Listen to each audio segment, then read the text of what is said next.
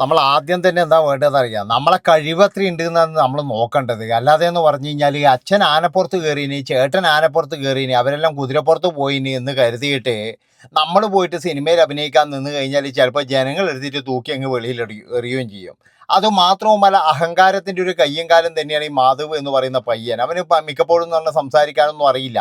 നമ്മളെല്ലാവരും കണ്ടാന്ന് വെറുതെ ഷോർക്കും ഇങ്ങനെ ഇതിനിടയ്ക്ക് എന്ന് പറഞ്ഞു കഴിഞ്ഞാൽ വന്ന് പറയുന്നത് കേട്ടില്ലേ, ബീഫ് കഴിക്കാൻ എനിക്ക് ഇവിടെ ഇതില്ല എന്ന്. ഞാൻ ഇപ്പം കൂടി എന്ന് പറഞ്ഞാൽ 2 പൊറോട്ടയും ബീഫും കഴിച്ചിട്ടാണ് വരുന്നത്. നമുക്ക് ബീഫ് കഴിക്കാൻ വേണ്ടിയിട്ട് ഇവിടെ ഇതില്ല പോലും പറഞ്ഞ്. അങ്ങനെയുള്ള കുറേ ഊളത്തരങ്ങളൊക്കെ ഇവനൊക്കെ പറയുന്നത്. ഇവൻ അശ്വന്ത് കോക്ക് നല്ലോണം രീതിയിൽ കൊടുത്തിട്ടുണ്ടായിരുന്നു, ഇവനും കൊടുത്തിട്ടുണ്ട്. അതുപോലെ തന്നെ ഇവനെ വെച്ചിട്ട് 4.5 കോടി മുടക്കി ആ പ്രൊഡ്യൂസർക്കും കൊടുത്തിട്ടുണ്ട്. അതായത് ഈ ചങ്ങാതിനെയൊക്കെ വെച്ചിട്ട് 4.5 കോടി മുടക്കുക എന്ന് പറഞ്ഞു കഴിഞ്ഞാൽ അവൻ്റെ അവസ്ഥ എന്താ വെച്ചാൽ പടം ശരിക്കും പറഞ്ഞാൽ മൂഞ്ചി കുത്തുവാളി എടുത്ത്. അതാണ് പ്രധാനപ്പെട്ട കാര്യം. അതായത് 4.5 കോടി ഉറുപ്പ്യ മുടക്കിയിട്ട് അതിൻ്റെ അകത്തുനിന്ന് ഒരു 4 ലക്ഷം പോലും തിരിച്ചു കിട്ടിയിട്ടില്ല. അതാണ് ഇവിടെ സംഭവിച്ചിരിക്കുന്നത്. അതുകൊണ്ട് തന്നെ എന്ന് പറഞ്ഞാൽ എന്നാൽ ശരി, നമുക്കൊരു കാര്യം ചെയ്യാം, അശ്വന്ത് കോക്കിനെ നമുക്കങ്ങ് ചൊറിയാം, എന്നിട്ട് അശ്വന്ത് കോക്കുമായിട്ട് എന്തെങ്കിലും ഒരു ഏറ്റുമുട്ടൽ നടത്താം എന്ന് കരുതിയിട്ട് 1 ലക്ഷം രൂപ ഇവന്മാർക്ക് ഇത്ര കാറ്റായി പോയിനാ. അയാൾക്ക് റിവ്യൂ അറിഞ്ഞു കഴിഞ്ഞാൽ കുറേ ലക്ഷങ്ങൾ കിട്ടുന്നത് നമുക്ക് എല്ലാവർക്കും അറിയാം. എന്നിട്ട് ഇവറ്റകൾ പോയിട്ട് 1 ലക്ഷം ഉറുപ്പ്യ കൊടുക്കുമല്ലോ. ഒരു 10 ലക്ഷം എന്ന് പറഞ്ഞാൽ 15 പറഞ്ഞു കഴിഞ്ഞാൽ ഒരു വെയിറ്റ് ഉണ്ടായിരുന്നേ. അതുപോലും പറയാതെ 1 ലക്ഷം രൂപ കൊടുത്തു എന്നൊക്കെ. അതായത് മാധവ് സുരേഷ് എന്ന് പറയുന്നവന് നല്ല രീതിയിൽ കിട്ടിയിട്ടുണ്ട്. അതിൻ്റെ എന്താ പറയുക, അതിൻ്റെ ഇപ്പുറത്തെ നിർമ്മാതാവിനും നല്ല രീതിയിൽ കിട്ടിയിട്ടുണ്ട്. കോക്കിൻ്റെ വാക്കുകൾ എന്ന് പറഞ്ഞു കഴിഞ്ഞാൽ അത്രയും മൂർച്ചയോട് കൂടിയിട്ടാണ് കോക്ക് പറഞ്ഞിരിക്കുന്നത്. കൃത്യമായിട്ട് പറഞ്ഞു കഴിഞ്ഞാൽ ഡോഗ് എന്ന് കൂട്ടിയിട്ട് തന്നെയാണ് പറഞ്ഞിരിക്കുന്നത്. നല്ല തെറിയ തന്നെയാണ് കിട്ടിയിരിക്കുന്നത്. ഏതായാലും കോക്കിൻ്റെ ആ ഒരു അഭിപ്രായത്തോട് എന്ന് പറഞ്ഞു കഴിഞ്ഞാൽ എനിക്ക് യോജിപ്പുണ്ട്. കാരണം എന്താണെന്ന് വെച്ച് കഴിഞ്ഞാൽ തെളിവുകളാണ് നമുക്ക് വേണ്ടത്. അതായത് 1 ലക്ഷം രൂപ കാണിച്ചു, ഇല്ല 1 ലക്ഷം രൂപ ചോദിച്ചു, ഇതാ തെളിവുകൾ എന്ന് പറഞ്ഞിട്ട് അതല്ലേ ഹാജരാക്കേണ്ടത്, അതല്ലേ മാധ്യമങ്ങളുടെ മുന്നിൽ പോകേണ്ടത്. അല്ലാതെ എന്ന് പറഞ്ഞു കഴിഞ്ഞാൽ ആരോ പറയുന്നത് കേട്ടിന്, ആരോ ഇതാക്കി കേട്ടിന് എന്നൊക്കെയാണോ പറയേണ്ടത്? അതായത് ഒരു മനുഷ്യനെ പറ്റിയിട്ട് ഇല്ലാ കഥ പറയുമ്പോഴെന്ന് പറഞ്ഞാൽ അയാൾക്ക് ദേഷ്യം വരത്തില്ലേ? ഇനി എത്ര വലിയ 4.5 കോടി മുടക്കിയ കൊണാൻഡർ ആയാലും ശരി, അയാൾക്ക് നല്ല രീതിയിൽ ദേഷ്യം വന്നു. ആ ദേഷ്യം മുഴുവൻ എന്ന് പറഞ്ഞു കഴിഞ്ഞാൽ അയാൾ അവിടെ പ്രയോഗിക്കുകയും ചെയ്തു. ഒന്നാമത്തെ കാര്യം നിങ്ങൾ ആലോചിക്കേണ്ടത്, എൻ്റെ പൊന്നു മക്കളെ, വരുന്ന ഈ വർഷം ആകെ വിജയിക്കുന്നത് ദൃശ്യം മാത്രമായിരിക്കും. വേറെ ഒരു പടവും വിജയിക്കാൻ പോകുന്നില്ല ഇടാ.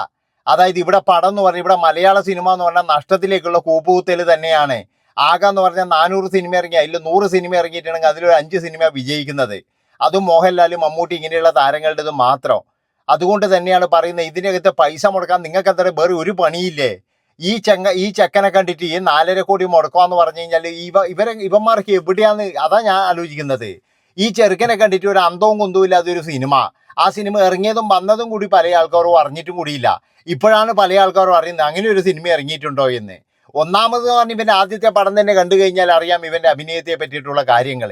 ഒരു മണ്ണാങ്കട്ടി ഒരു ചുക്കും അറിയില്ല. ഉള്ള കാര്യം എന്താ പറയുന്നതിന്, എങ്ങനെയെങ്കിലും ദുൽഖർ സൽമാൻ ആകണം എനിക്കൊന്ന് പറഞ്ഞിട്ട് അന്ന് കയറി വരുന്നത്. അപ്പോൾ ഇതിൻ്റെ ഇടയിൽ എന്ന് പറഞ്ഞു കഴിഞ്ഞാൽ മമ്മൂട്ടിയോ മോഹൻലാലോ വിളിച്ചൊരു ചാൻസ് കൊടുത്തു കഴിഞ്ഞാൽ അങ്ങനെയും കുറച്ച് കാര്യങ്ങൾ കിട്ടും. ഇപ്പോൾ കുറച്ച് ദിവസം മുമ്പ് കണ്ടില്ല, സുരേഷ് ഗോപിൻ്റെ ആദ്യത്തെ മോന് മമ്മൂട്ടീൻ്റെ ഡൊമിനിക്കിൽ കണ്ടിട്ട് ഒരു വേഷം കൊടുത്തു. അതേപോലെ ഈ മാധവ് സുരേഷിനും ഇനി ആരെങ്കിലും ഒരു വേഷം കൊടുത്തു കഴിഞ്ഞാൽ അവൻ രക്ഷപ്പെടും, അത്രയേ ഉള്ളൂ. അല്ലാതെ ഇവനൊന്നും പറഞ്ഞു കഴിഞ്ഞാൽ ഒരു സിനിമ വിജയിപ്പിക്കേണ്ട ഒരു കഴിവോ കാര്യങ്ങളോ ഒന്നുമില്ല. പിന്നെ ഇപ്പോഴത്തെ സിനിമകളൊക്കെ എന്ന് പറഞ്ഞാൽ തട്ടിക്കൂട്ട് പടങ്ങളാണ്. ഇപ്പോൾ ഇയാൾ പറഞ്ഞല്ലോ 4.5 കോടി മുടക്കിയെന്ന്. ആ പടത്തിന് ചിലപ്പോൾ 1.5 കോടി 1 കോടി പോലും ആയിട്ടുണ്ടാവില്ല, ബാക്കിയൊക്കെ കമ്മീഷനായിരിക്കും. ഒന്നാമത് എന്നാണ് ഇവനൊക്കെ ഭയങ്കരമായിട്ടുള്ള പ്രതിഫലം കൊടുക്കേണ്ടി വരും, അല്ലെങ്കിൽ ഇവൻ്റെ കൂടി അഭിനയിക്കുന്നവന് പ്രതിഫലം കൊടുക്കേണ്ടി വരും. കാരണം എന്താണെന്ന് വെച്ച് കഴിഞ്ഞാൽ ഈ മറ്റേവന്മാർക്കെല്ലാം വീതിച്ചു കൊടുക്കേണ്ടതല്ലേ. ഈ നടന്മാർക്ക് കിട്ടുന്ന പ്രതിഫലം എന്ന് പറഞ്ഞു കഴിഞ്ഞാൽ ഇവർക്ക് ഒറ്റക്കെടുത്ത് വീട്ടിൽ കൊണ്ടുപോകാനൊന്നും പറ്റൂല. അതിൻ്റെ അകത്ത് എന്ന് പറഞ്ഞു കഴിഞ്ഞാൽ ഇവന്മാരെ വിളിച്ചവന്, ഫോൺ ചെയ്തവന്, അതുപോലെ തന്നെ കാറിൽ റൂമിൽ കൊണ്ടാക്കിയവന്, നല്ല റൂം കൊടുത്തവന്, ഇങ്ങനെയൊക്കെ കമ്മീഷൻ കഴിച്ചിട്ട് ബാക്കി പൈസ മാത്രമാണ് ഇവർക്ക് കിട്ടുന്നത്, നായകന്മാർക്ക്. അല്ലാതെ എല്ലാ പൈസയൊന്നും കിട്ടൂല. അപ്പോൾ അശ്വന്ത് കോക്ക് എന്ന് പറഞ്ഞു കഴിഞ്ഞാൽ നല്ല രീതിയിലുള്ള തെറി വിളിച്ചിട്ടുണ്ട്. അയാൾ കൃത്യമായിട്ട് പറഞ്ഞിട്ടുണ്ട്, എടാ പീകളെ പോയി തെളിവ് കൊണ്ടുപോടാ, പീകളെ പോയി തെളിവ് കൊണ്ടുപോടാ എന്ന് പറഞ്ഞ് നല്ല രീതിയിൽ കൊടുത്തിട്ടുണ്ട്. അല്ല ദേഷ്യം വരുമല്ലോ. വാങ്ങിച്ചിട്ടുണ്ടെങ്കിൽ ഓക്കെ, വാങ്ങിച്ചത് തെളിവാണ് കാണിക്കേണ്ടത്. ഒരു മനുഷ്യനെ എക്സ്പോസ് ചെയ്യണ്ടെങ്കിൽ തെളിവുകൾ കാണിക്കുക വേണ്ടത്. അതായത് ഇയാൾ പൈസ കൊടുത്തിട്ട് ചെയ്യുന്നതാണ്, നിങ്ങൾക്ക് ആ പൈസ വാങ്ങിക്കുന്ന തെളിവിതാ, ഇയാൾ ചോദിക്കുന്ന തെളിവിത്, ഇതൊക്കെ വേണ്ടേ. അല്ലാതെ എന്ന് പറഞ്ഞു കഴിഞ്ഞാൽ ഇയാൾ ആരെയോ വിട്ടു ചോദിച്ചു എന്ന് പറഞ്ഞു കഴിഞ്ഞാൽ ഇതെന്താ പിരാന്തുണ്ടായിരുന്നേ. ഇന്നത്തെ കാലത്ത് ആരെയും വിട്ട്, ഇന്നത്തെ കാലത്ത് എന്ന് പറഞ്ഞാൽ ഞാൻ ആ ഒരുത്തനെ പെട്ടിട്ടാ നല്ല റിവ്യൂ ചെയ്യേണ്ടിക്കോ കുറച്ച് പൈസ വാങ്ങിച്ചു കൊണ്ടുപോകാന്ന് പറഞ്ഞിട്ട് ഓനെ വിടുവോ? ഓനെ വിട്ട് കഴിഞ്ഞാൽ നിങ്ങൾ കൊടുക്കുമോ? അങ്ങനെ കൊടുക്കുന്നവരെ പേര് തന്നെയാണ് മണ്ടന്മാർ. ചിലപ്പോൾ നിങ്ങൾ കൊടുക്കൂ.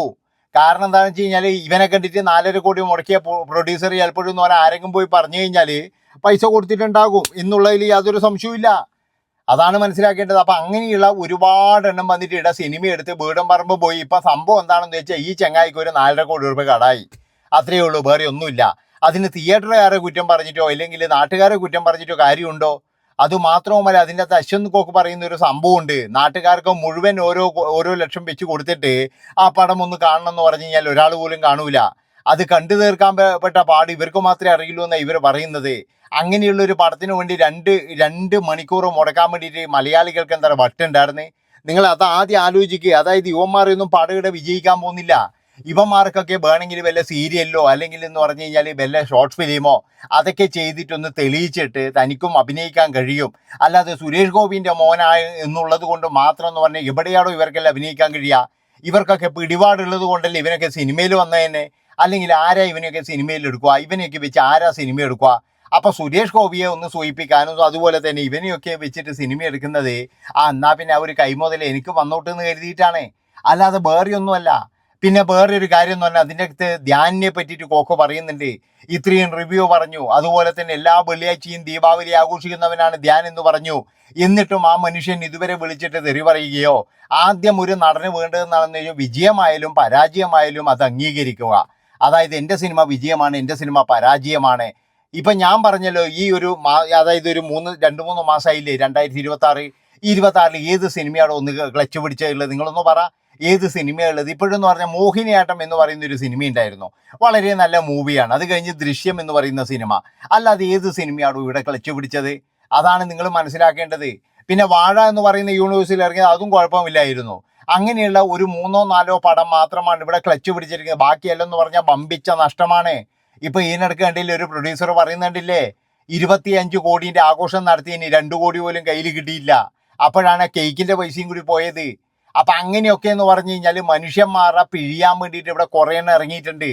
അതുകൊണ്ട് ഞാൻ പറയുകയാണ്, നിങ്ങൾ ഈ പടം എടുക്കാൻ വരുന്നവര് ദൈവത്തെ ഓർത്തിട്ട് വീട് വിറ്റിട്ടൊന്നും എടുക്കരുത്. പണയം വെച്ചിട്ടോ കടം വാങ്ങിച്ചിട്ടോ എടുത്തു കഴിഞ്ഞാൽ നിൽക്കുന്ന വീട് പോലും ഉണ്ടാവില്ല. ഇപ്പൊ പ്രൊഡ്യൂസർ അവസ്ഥ എന്ന് പറഞ്ഞു കഴിഞ്ഞാൽ പരിതാപകരമാണ്. ഇനിയിപ്പോഴെന്ന് പറഞ്ഞാൽ ഫിലിം പെട്ടി ഉണ്ടെങ്കിൽ അതിൻ്റെ അകത്ത് വലിയ കോയിനെയും കിട്ടി വളർത്തായിരുന്നു. ഇന്നത്തെ കാലത്തൊന്നും പറഞ്ഞാൽ ഫിലിം പെട്ടിയില്ല, എല്ലാം ഓൺലൈൻ വഴിയും മറ്റേ ഇതായതുകൊണ്ട്. അതുകൊണ്ട് തന്നെ എന്ന് പറഞ്ഞാൽ പെട്ടിയും ചുമന്നിട്ടും ആരും വരൂല. പണ്ടൊക്കെ എന്ന് പറഞ്ഞാൽ പ്രൊഡ്യൂസർ ആണെന്ന് അറിയിക്കാൻ വേണ്ടിയിട്ട് എന്താ ഉണ്ടാവുക എന്നറിയാം, ഒരു 2-3 ബില്ല് ഇരുമ്പിൻ്റെ പെട്ടിയില്ലേ, അത് വീട്ടിലുണ്ടാകും. അതുപോലെ തന്നെ ഞാൻ ഡിസ്ട്രിബ്യൂട്ടർ ആണെന്ന് അറിയിക്കാൻ വേണ്ടിയിട്ടും അതേപോലെയുള്ള പെട്ടി ഉണ്ടാകും. അവനൊക്കെ തകർന്ന് തരിപ്പണായതായിരിക്കും. പിന്നെ പണ്ട് ബസ് ഉണ്ട് എന്ന് അറിയിക്കാൻ വേണ്ടിയിട്ട് ബസ്സിൻ്റെ 2 സീറ്റ് അവിടെ നമ്മളെ സെൻട്രൽ ഹാളിലേക്ക് ഇട്ടിട്ടുണ്ടാവും. എന്തിനറിയാം? ആൾക്കാർ പോയി കഴിഞ്ഞാൽ ഇരിക്കാൻ കൊടുക്കാൻ വേണ്ടിയിട്ട്. അത് ബസ്സിൻ്റെ മുതലാളിയാണെന്ന് അറിയിക്കാൻ വേണ്ടിയിട്ട്. പിന്നെ ഒരു 25 ടയറും ഉണ്ടാവും എവിടെ? നമ്മുടെ സിറ്റ് ഔട്ടിലുണ്ടാവും, സിറ്റ് ഔട്ടിൻ്റെ താഴെ എവിടെയെങ്കിലും. ഇങ്ങനെയാണ് ഓരോരുത്തന്മാർ പൊങ്ങച്ചം കാണിക്കുന്നത്. അതുകൊണ്ട് തന്നെ സിനിമ എടുത്തിട്ട് ഇവന്മാരൊക്കെ പൊങ്ങച്ചം കാണിക്കാൻ വേണ്ടിയിട്ടാണ് വന്നിരിക്കുന്നത്. എന്നിട്ട് പിന്നെ കോക്ക് റിവ്യൂ പറഞ്ഞു എന്ന് പറഞ്ഞിട്ട് ഭയങ്കരമായിട്ട് അങ്ങ് പറയേണ്ട ആവശ്യമുണ്ടോ? ഇനി കോക്ക് റിവ്യൂ പറഞ്ഞ് എല്ലാ പടവും അങ്ങനെ പൊളിഞ്ഞിട്ടുണ്ടോ? അതൊന്നും പൊളിഞ്ഞിട്ടുമില്ല. പക്ഷെ ഇതിന് കൃത്യമായിട്ട് മാധവ സുരേഷ് തെളിവ് കാണിക്കുക, ആ ഒരു എന്താ പറയുക താടിക്കാരൻ തെളിവ് കാണിക്കുക. താടിക്കാരൻ്റെ പേരെന്താണെന്ന് എനിക്കറിയില്ല. അയാൾക്ക് ചിലപ്പോഴും എന്ന് പറഞ്ഞു കഴിഞ്ഞാൽ മിക്കവാറും കുറച്ച് പൈസയും കൂടി പോകാനുള്ള എല്ലാ ചാൻസും കാണുന്നുണ്ട്. കാരണം എന്താണെന്ന് വെച്ച് കഴിഞ്ഞാൽ കോക്ക് കൃത്യമായിട്ട് നിയമ നടപടിയുമായിട്ട് നീങ്ങിക്കഴിഞ്ഞാൽ ഇവർ ചിലപ്പോഴും എന്ന് പറഞ്ഞു കഴിഞ്ഞാൽ പൈസ കൊടുക്കേണ്ടി വരും. കാരണം എന്താണെന്ന് വെച്ചാൽ ഇല്ലാത്ത കാര്യങ്ങളാണ് മാധ്യമങ്ങളിലൂടെ വന്ന് വെളിപ്പെടുത്തിയിരിക്കുന്നത്. എന്തെങ്കിലും തരത്തിലുള്ള തെളിവുണ്ടെങ്കിൽ അതിന് പറയാം. തെളിവില്ലാതെ ഓമാർ എന്ത് കാര്യമാണ് പറഞ്ഞിരിക്കുന്നത്? എല്ലാ കാര്യവും എന്ന് പറഞ്ഞു കഴിഞ്ഞാൽ പച്ച നുണയല്ലേ. ആ ചെറുക്കൻ അഭിനയിക്കാനും അറിയില്ല, ഒരു മണ്ണാങ്കട്ടി അറിയില്ല. ആ ചെറുക്കൻ ഇപ്പം തന്നെ എന്ന് പറഞ്ഞാൽ വല്ല ജോലിക്കും പോകാൻ പറ, അതാ നല്ലത്.